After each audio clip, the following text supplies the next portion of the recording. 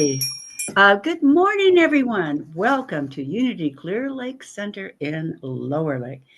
And Bill is going to sing a joy song for us. Thank you, Bill. Okay. Wherever you go, wherever you may wander in your life, surely you know I'll always want to be there, holding your hand, standing by to catch you when you fall, seeing you through in everything you do. Let me be there in your morning, let me be there in your night. Let me change whatever's wrong and make it right, Let me take you through that wonderland that only two can share. All I ask is all I ask. Let me be there, watching you grow, going through the changes in your life. That's how I know I'll always want to be there. Whenever you feel you need a friend to lean on, here I am. Whenever you call, you know I'll be there. Let me be there in your morning, let me be there in your night. Let me change whatever's wrong and make it right, Let me take you through that wonderland that only two can share. All I ask is all I ask is let you there.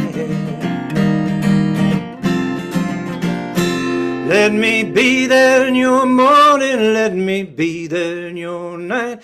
Let me change whatever's wrong and make it right, Let me take you through that wonderland that only two can share.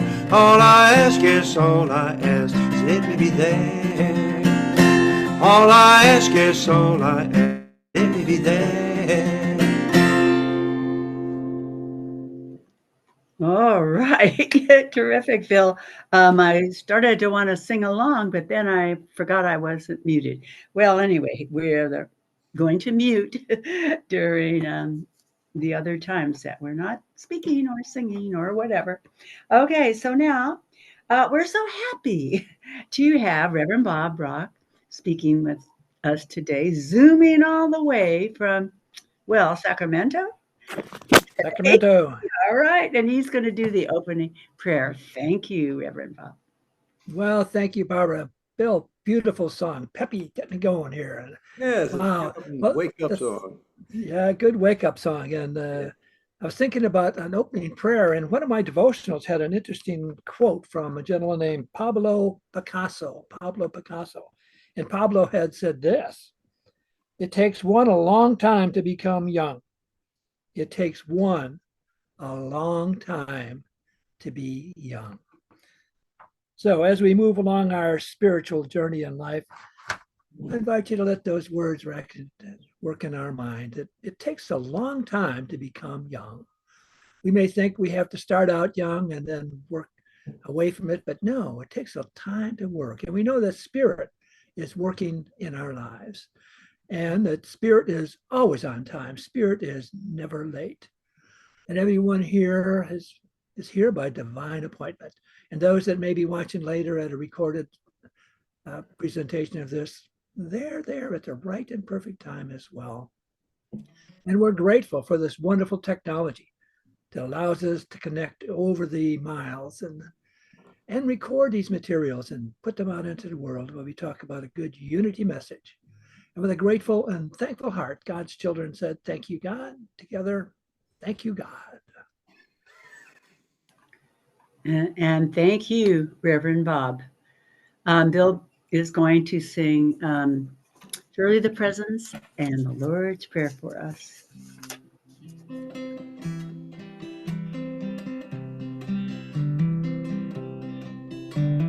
Surely the presence of the Lord is in this place. I can feel His mighty power and His grace. I can hear the brush of angels' wings. I see glory on each face. Surely the presence of the Lord is in this place. Surely the presence of the light is in this place. I can feel her mighty power and her grace. I can hear the brush of angels' wings. I see glory on each face. Surely the presence of the light is in this place.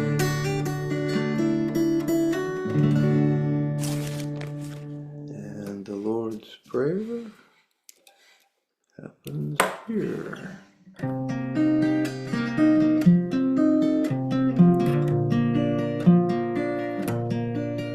Our Father and Mother, who art in heaven, hallowed be thy name. Thy kingdom come, thy will be done on earth as it is in heaven. Give us this day our daily bread, and forgive us our debts as we forgive our debtors, and leave us not in temptation, but deliver us from error. For thine is the kingdom and the power and the glory forever. Oh, amen.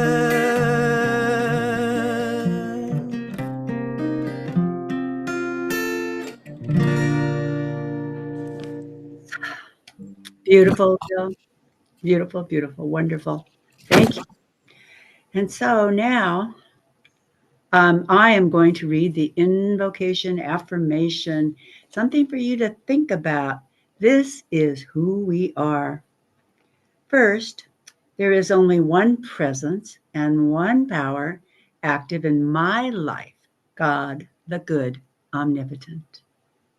And then there is only one presence and one power active in Unity Clear Lake Center, God, the good, omnipotent.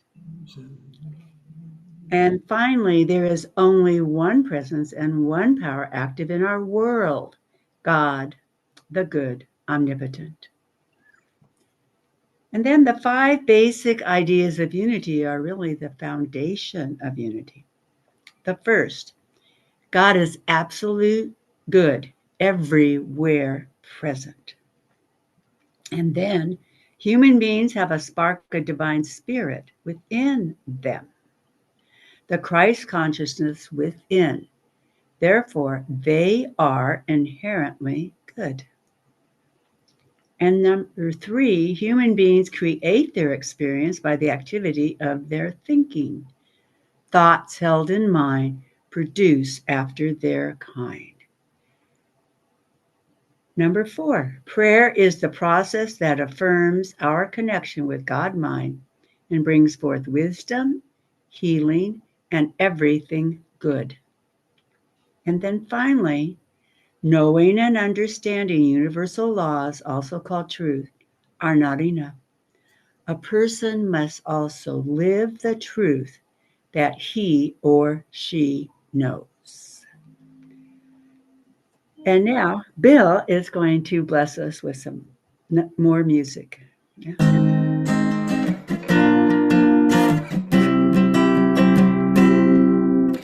What would you do if I sang out of tune? Would you stand up and walk out on me? Lend me your ears and I'll sing you a song, and I'll try not to sing out of key. Oh, I'll get by with a little help from my friend. I'm gonna fly with a little help from my friend. I'm gonna try with a little help from my friend. What do you do when your love is away? Did it worry you to be alone? How do you feel at the end of the day? Are you sad because you're on your own? No, I get by with a little help from my friend. I'm gonna fly with a little help from my friend. I'm gonna try with a little help from my friends. Do you need anybody? I want somebody to love. Could it be anybody? Just need someone to love. Do you believe in love at first sight? Yes, I'm certain that it happens all the time. What do you see when you turn out the light? I can't tell you, but I know it's mine. Oh, I get by with a little help from my friend.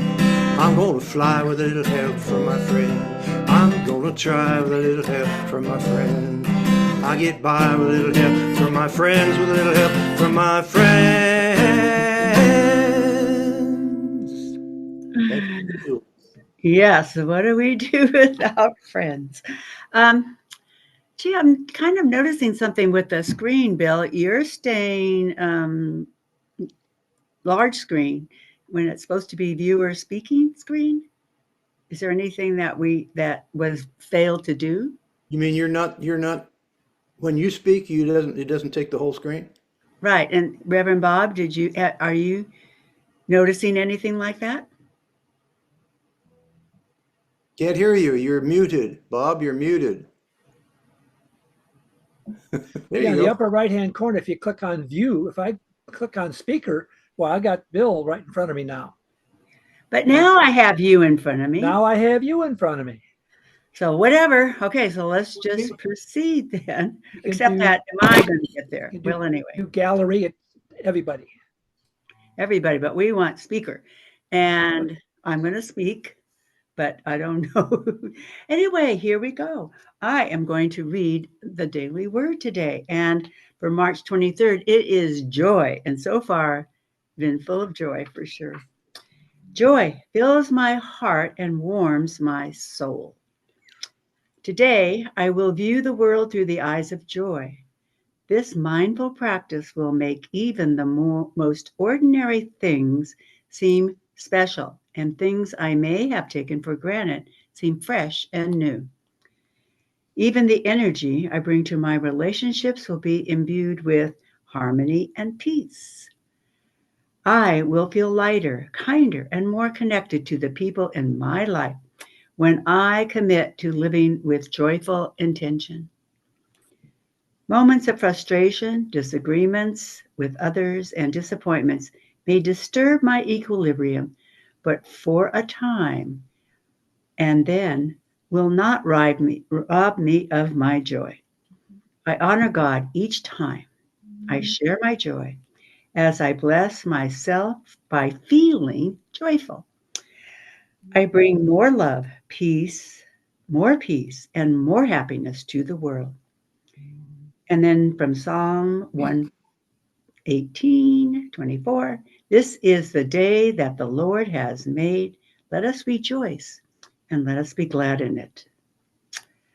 Well, with joy, I know Reverend Bob will fill my heart and warm my soul with his talk, A Unity View of Lent. Um, Reverend Bob?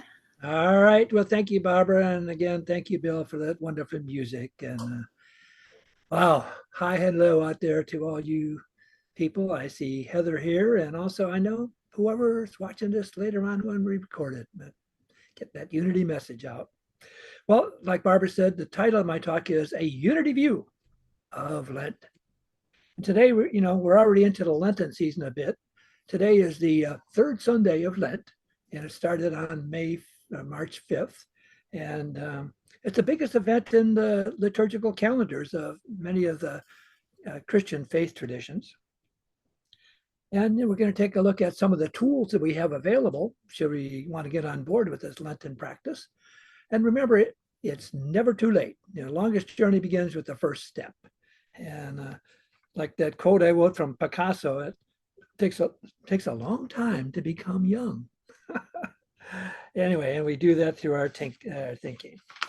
Well, let's take a look at this thing called Lent. It started on Ash Wednesday, which was March 5th.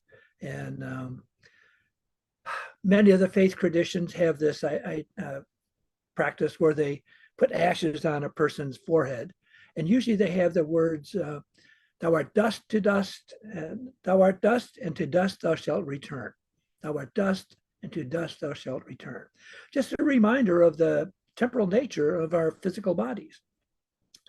I think the Buddhists may refer to this as impermanence. It's just a reminder of our impermanence. We're not going to be here forever. And it's also a spirit of spiritual preparation. And it's interesting to look at some of the things about these church holidays that we have. And some of us are like getting our horoscope, or there's astrology and the planets and whatever. And the definition of Easter Sunday is it's the first Sunday after the first full moon occurring on or after the March equinox. It's the first Sunday after the first full moon occurring on or after the March equinox. Well, this past week we had our March equinox. Spring came.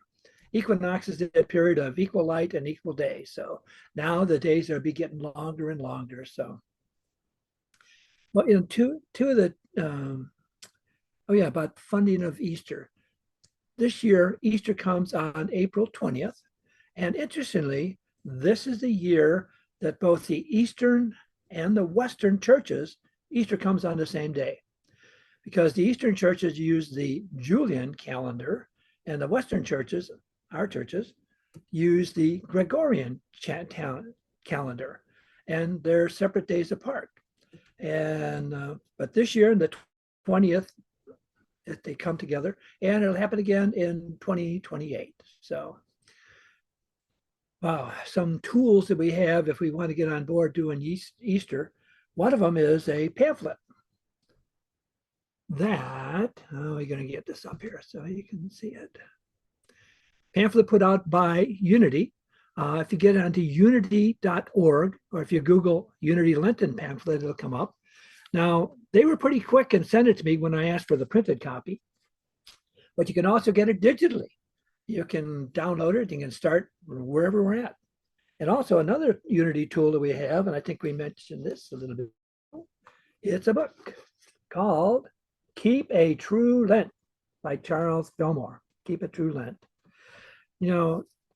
Charles and Cora Fillmore, and Cora was Charles' second wife. They married in 1933, a few years after Myrtle Fillmore had passed away.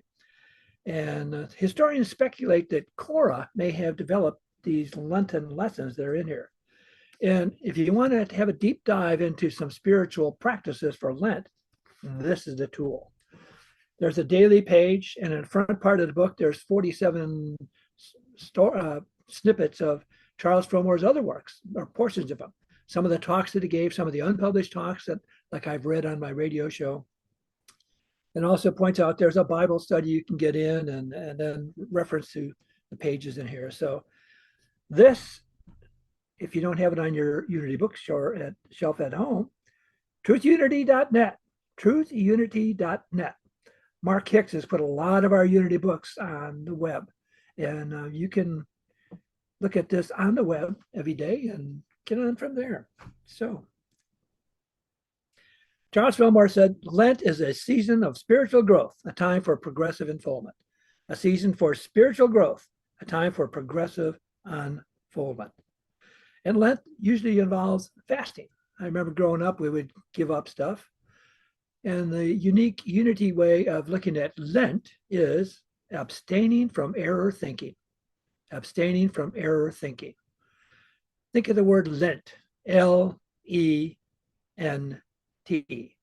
Let's eliminate negative thinking. So we do our best to get rid of those negative thoughts that may be hampering us as we move forward in our life.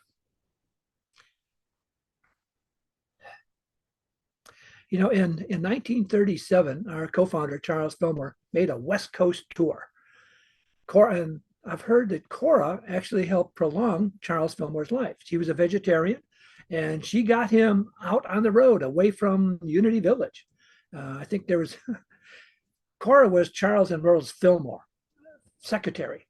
And I think there's a little flap when Charles married his secretary, and anyway, in fact, they lived off the Unity campus on Pryor Road. So if you visit Unity Village, if you go over on across Highway 50 on Pryor Road, there's a White House set off to the side, and it's where Charles and Cora lived.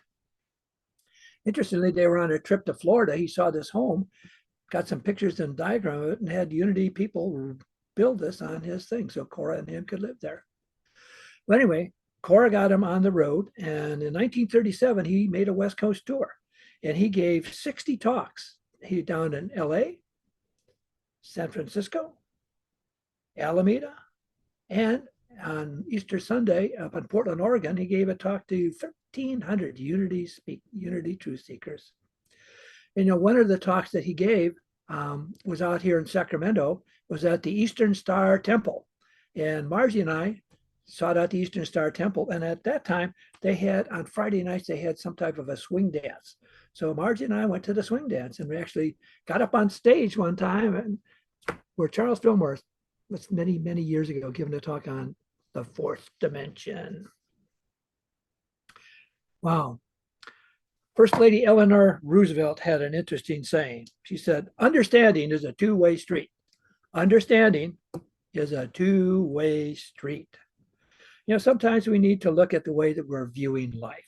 And I remember my early faith tradition, the Roman Catholic one, I looked at this giving up stuff was a form of a penance. Giving up stuff because I was bad or whatever, I had to make myself good. But, looking at the Unity way about unfoldment and spiritual growth, limiting negative thinking, it's a new way of looking at observing and taking care of Lent or getting on with it.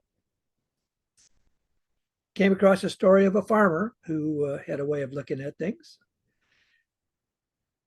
And he was looking into his wife's eyes, Mabel, and he was saying, Mabel, you've been with me a long time. You've always been at my side.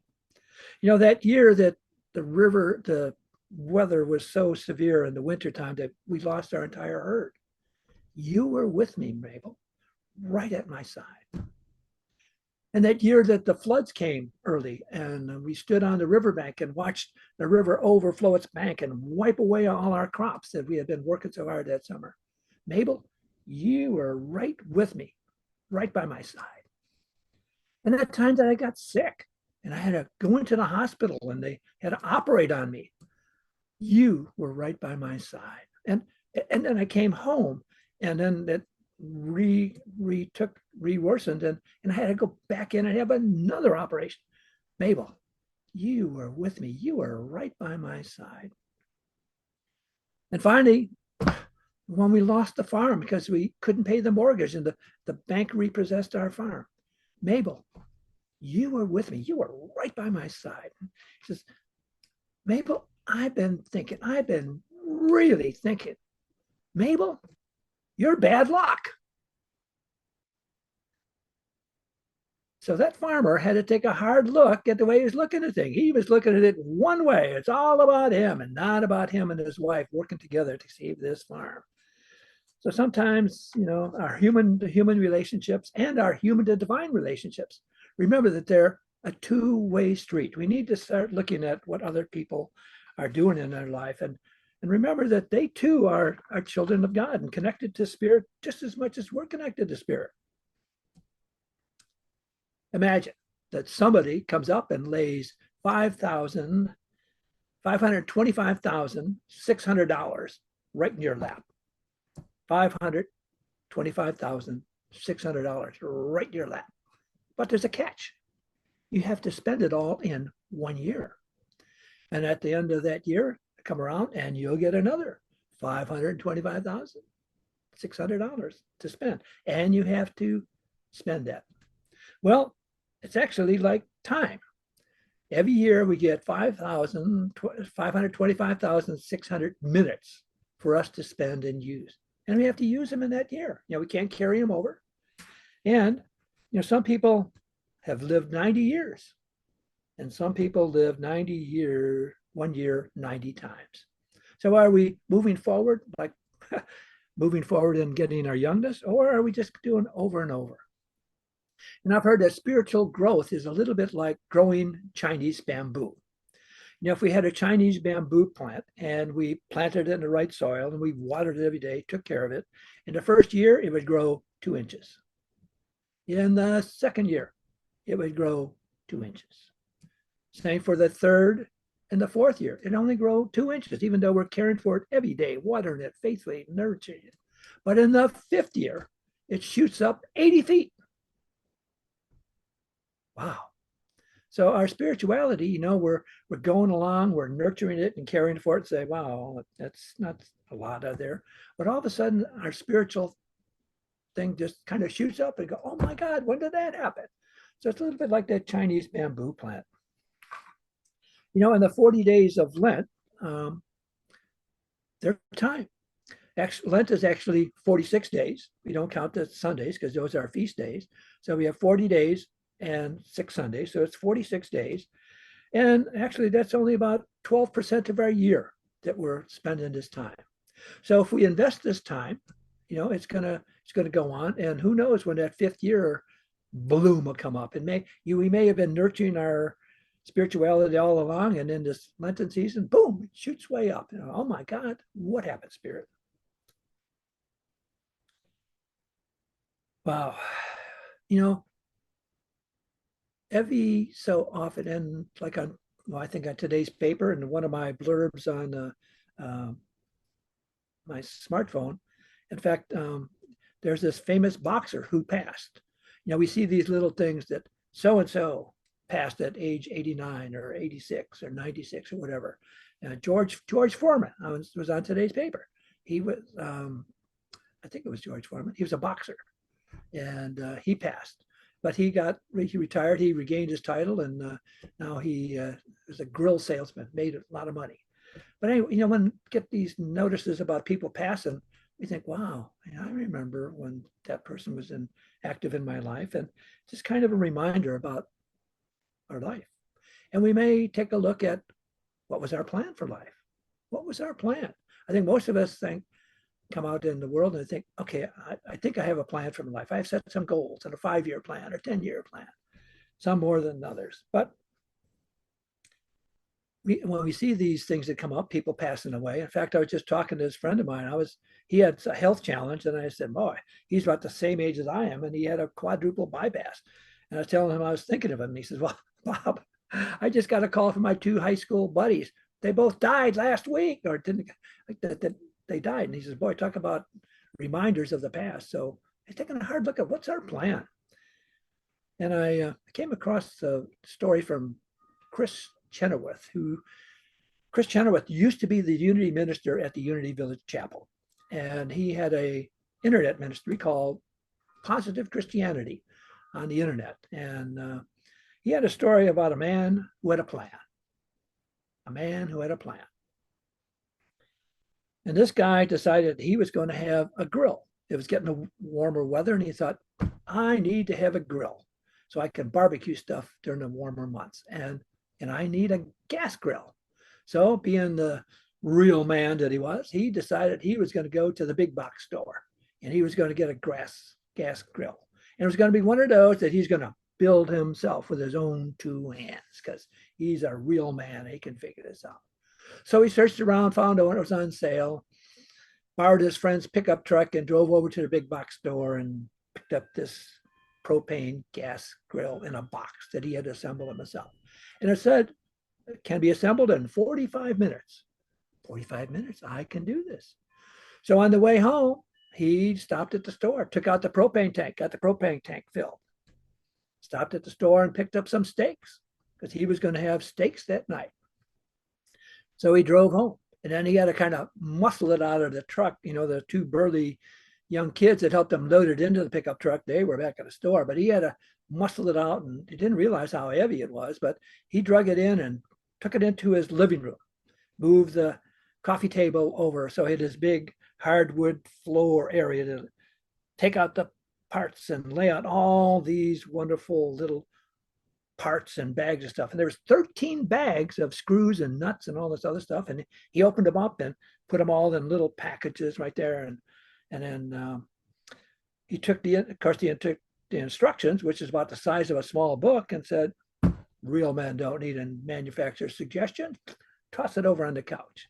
And one other good thing he did, before he took all the stuff out of the box, he took his golden retriever dog and put her in the back of the house and closed the door so he could be undisturbed as he put this piece together in 45 minutes. So he laid out all these pieces and he looked at them and did what every real man does. He sat back on the couch and easy chair and kind of took a rest. Looking at all the stuff, he said, I have plenty of time. It's 45 minutes. I can start this at 5:30 and still have 6:15, have those states on. So anyway, as he's resting, about 4:10 in the afternoon, the door opened in the back of the house. His daughter came home and says, Dad, I'm home. And as she came through the house, she opened the door where the golden retriever was.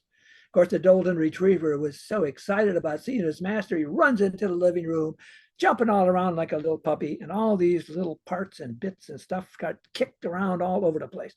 Some of them slid underneath the buck stove and the fireplace. And the guy sat down and he says, wow, what pieces are missing? I don't know. He looked at the instruction book and there's 5 or 6 pages of parts, but he didn't know what he had. So he just said, well, I can do this. So he started going and putting it together, got out his drill and he got it done, but it was like 1 o'clock in the morning when he finally got it done. He had to drill holes where there were no holes. And it looked like a gas grill and it worked like a gas grill, but it wasn't in 45 minutes. So sometimes in our story, our life plan, we have this life plan, but we may not take the instruction book and really get a hard look at it because we're a real man or a real woman. We're individualists. We can do it all on our own. And during our teens or our 20s, we may have missed some parts or some calamitous event like the dog coming in and scattering all those parts. Something comes and knocks all our parts around and say, oh my God, where are we going to go? But we could do this. You know, we kind of make do and drill those holes and put screws in where they're not supposed to be. But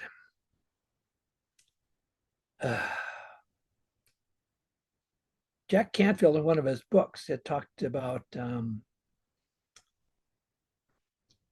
80, 18, 40, 60 rules. He quoted from a gentleman named Dr. Daniels about looking at the times in our lives, 18, 40, 60. At 18 years of age, we're worried about what everyone thinks about us. Oh my God. Then we turn 40 and we don't care what anyone thinks about us. And then we turn 60 and we realize people aren't worried about us at all.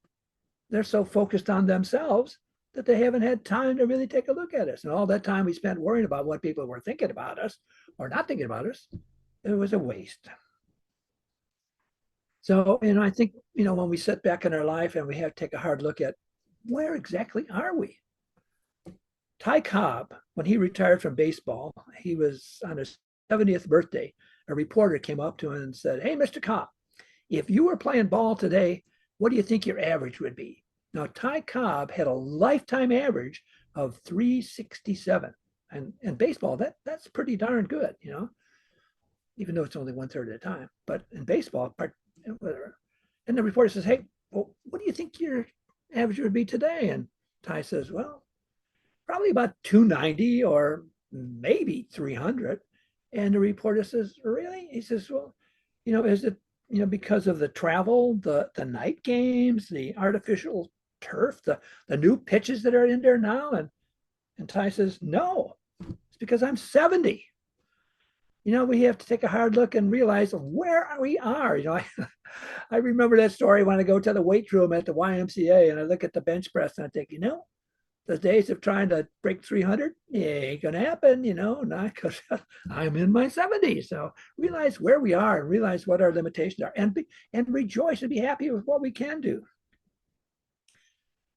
You know, in the story about Judas is one of our 12 powers. When I first went to Unity Village for one of our CEP classes, a continuing education program classes, I took a class in the 12 powers. And we was down in the Fillmore Chapel and the education building.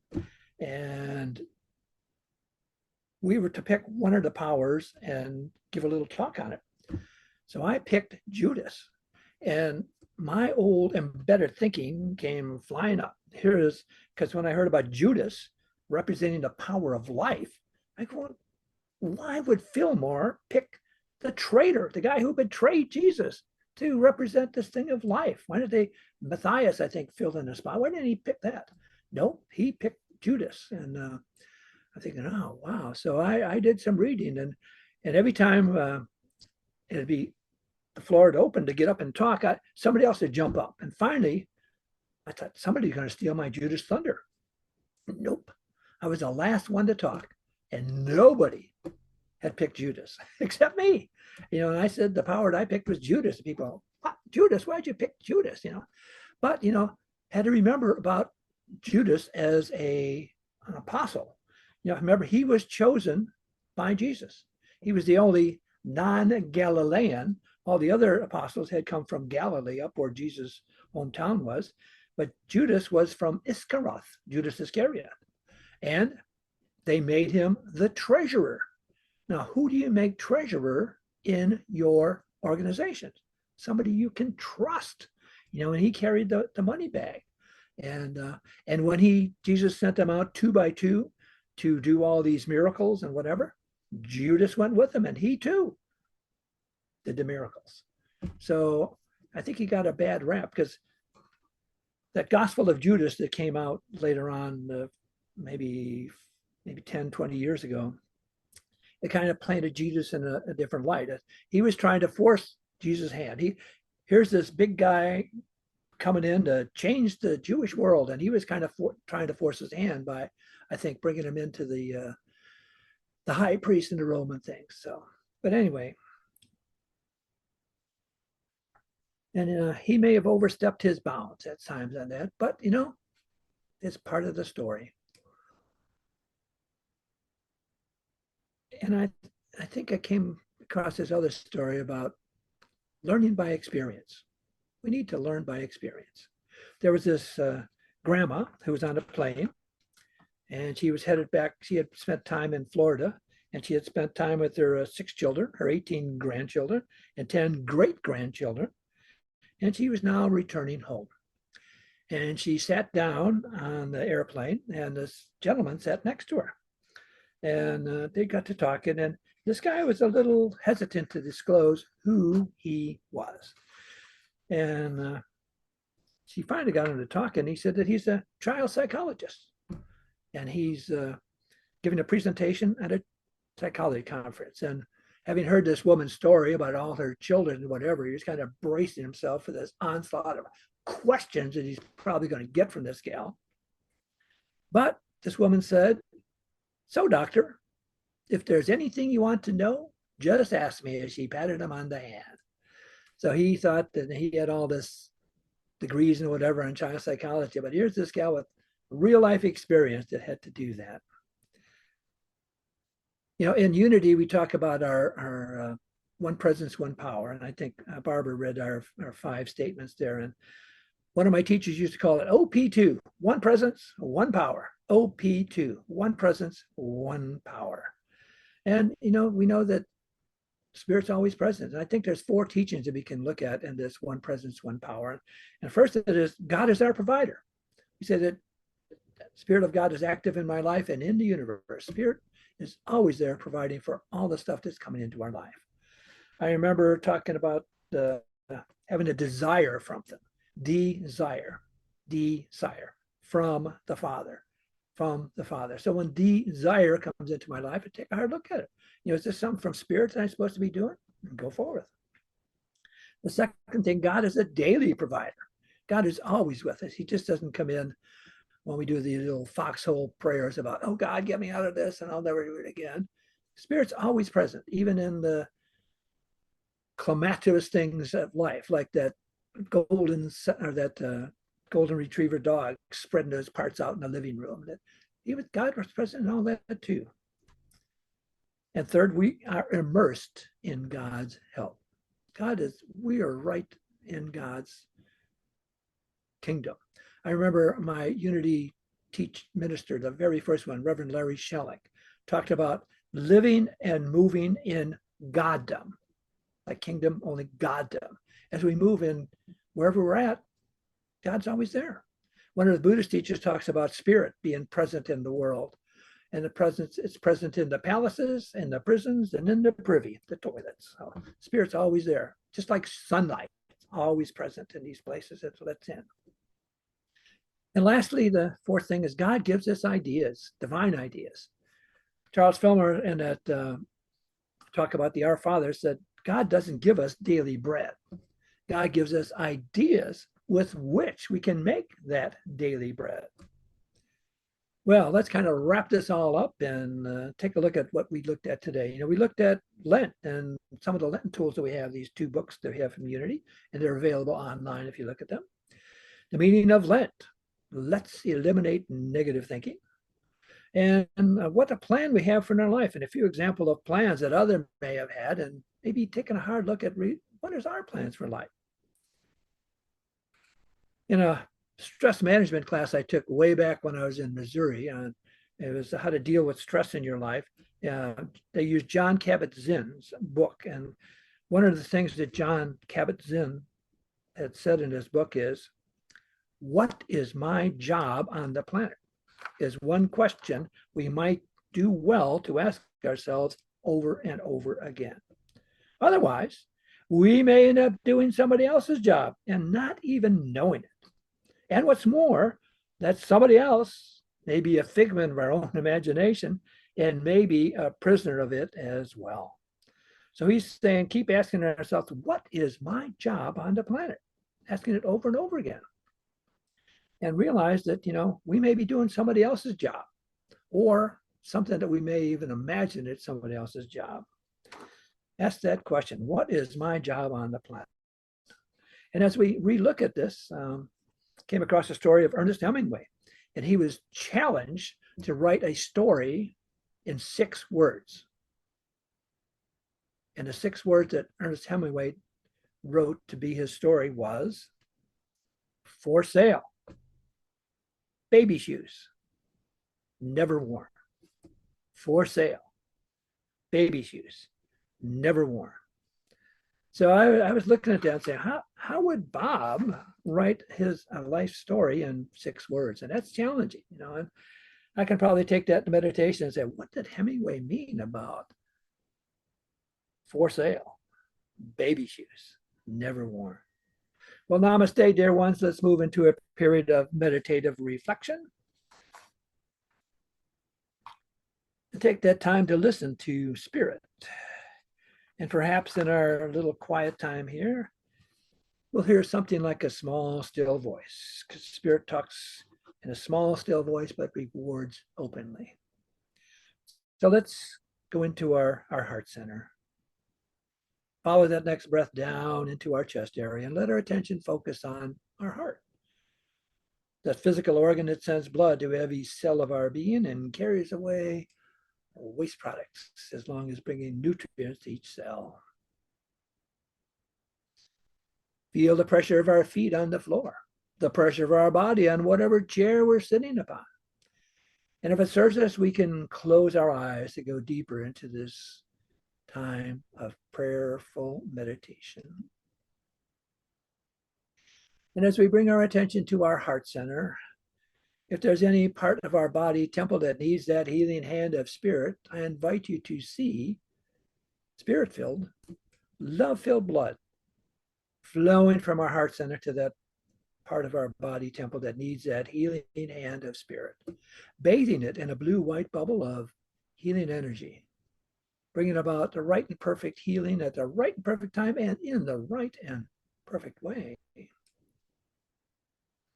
And if there's any person, place, thing, or event in our lives that needs that healing hand of spirit, I invite you to see it very clearly in your mind's eye, that person, that place, that thing, that event, and see it bathed in a blue-white light bubble of healing energy.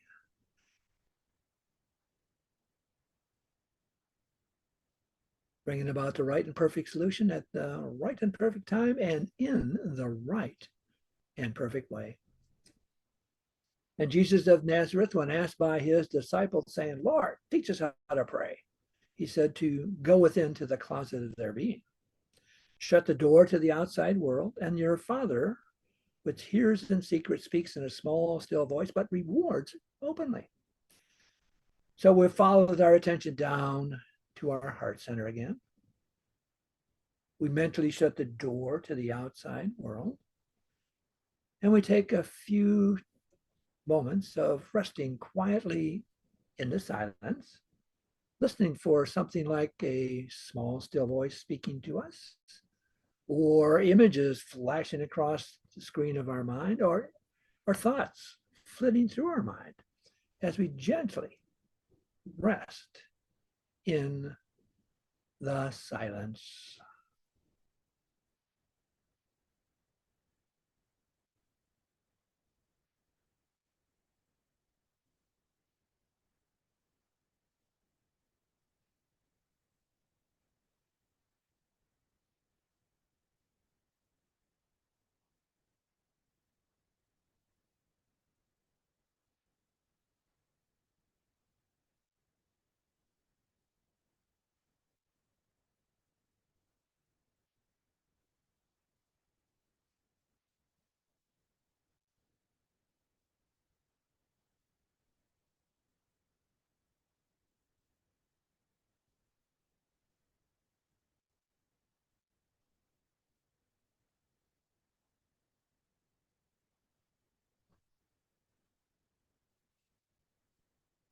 And now we bring our awareness back to our physical body temple. Feel the pressure of our feet on the floor, the temperature of the air on our skin, and the pressure of our body against any chair we may be sitting on.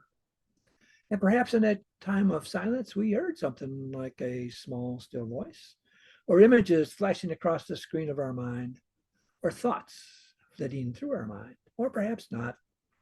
But we have made ourselves open and available to spirit. And perhaps later today, a movie we're watching, a book we're reading, a phone call from a friend, an email that comes across our computer screen, a billboard we're passing as we're driving around the area will reveal a message from spirit of where are we supposed to be going? What is our job in life? What is our plan? And can we write that plan in 6 words? And now we gently open our eyes and become fully present, ready for the rest of our service. And so it is. Amen. Wow.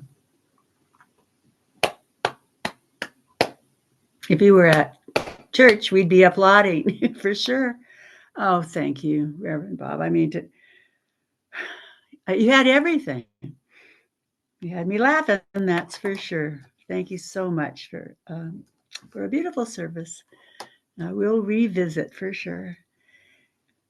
Okay, so now, announcements briefly as we're heading towards the end of this month of March.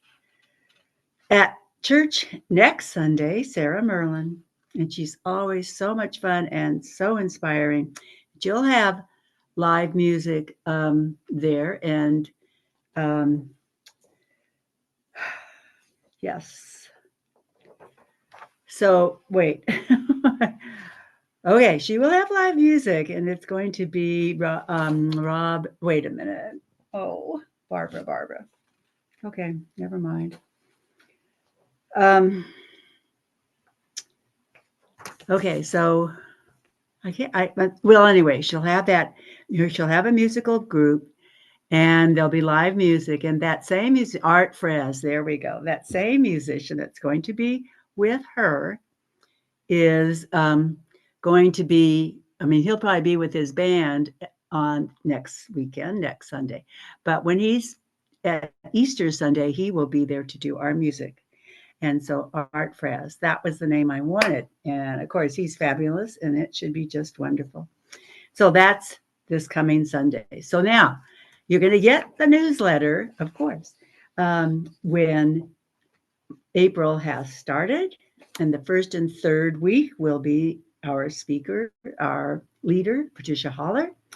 And on that third Sunday, as I say, they will be, I just should have looked there, live music with Art Brass on that third Sunday, Easter Sunday. But of course, bring something to share, and we'll have our monthly potluck also. So Art Brass, that was who I wanted to mention and who is really fabulous. So then, in the second Sunday, a YouTube coming to us from with Peter DeLong and the North Shore Resurrection. And there he is in Maui. And this is something he puts together with his group Just for Us. And that's on the second Sunday, Reverend Peter DeLong. And then that last Sunday, we get Reverend Margie Brach, a Zoom service on that April 27th. Remember the good. And of course, Bill will be back doing music at the last Sunday. So here we go. It's all great. Donations are greatly appreciated. Mail to Unity, Box PO 755, Lower Lake, California. Unity, PO Box 755, Lower Lake, California, 95457. And Bill is going to sing our closing song. Thank you, Bill. Okay.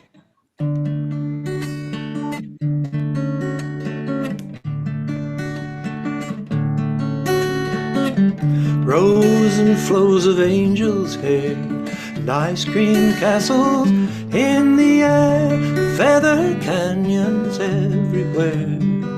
I've looked at clouds that way, but now they've only blocked the sun. They rain and snow on everyone. So many things I could have done, but clouds got in my way. I've looked at clouds from both sides now, from up down, and still somehow it's clouds, illusions I recall. I really don't know clouds at all. Moons and Junes and Ferris wheels, the dizzy dancing way you feel, and every fairy tale comes real. I've looked at love that way. Now, oh, it's just another show. You leave 'em laughing when you go. And if you care, don't let 'em know. Don't give yourself away. I've looked at love from both sides now, from up and down, and still somehow it's clouds, illusions I recall. I really don't know love at all. Tears and fears and feeling proud, say I love you right out loud. Dreams and schemes and circus crowds, I've looked at life that way. But now old friends are acting strange. They shake their heads, they say I've changed. Well, something's lost, but something's gained in living every way. I've looked at life from both sides now, from up and down, and still somehow it's clouds, illusions I recall. I really don't know life at all. I've looked at life from both sides now, from up and down, and still somehow it's clouds, illusions I recall. I really don't know life at all.